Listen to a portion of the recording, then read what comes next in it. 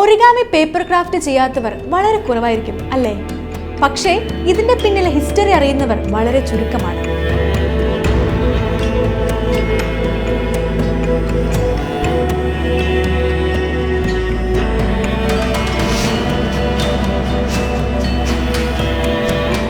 ചൈനക്കാരാണ് ഈ രൂപങ്ങൾക്ക് ആദ്യം ജീവൻ കൊടുത്തതെങ്കിലും 6ാം നൂറ്റാണ്ടായപ്പോൾ ജാപ്പനീസുകാരിലൂടെയാണ് ഇത് വ്യാപകമായത്.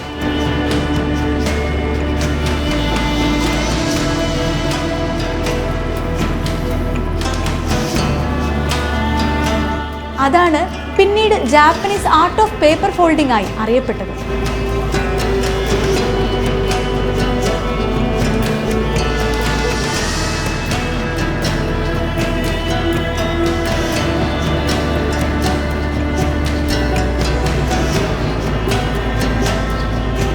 സ്ക്വയർ ഷീറ്റ് പേപ്പർ ഉപയോഗിച്ചാണ് ഈ രൂപങ്ങൾ ഉണ്ടാക്കുന്നത്. ഫോൾഡിംഗ് ആണ് ഈ രൂപങ്ങളുടെ മറ്റൊരു സവിശേഷത.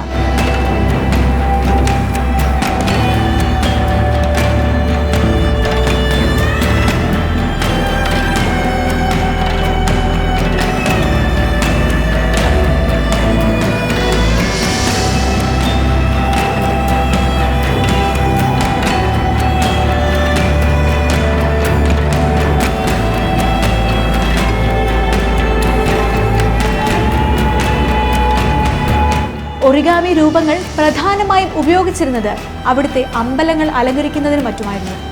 എന്നാൽ ഇന്ന് ഇത്തരത്തിലുള്ള എല്ലാ ക്രാഫ്റ്റ് വർക്കും ഒറിഗാമി എന്നാണ് അറിയപ്പെടുന്നത്.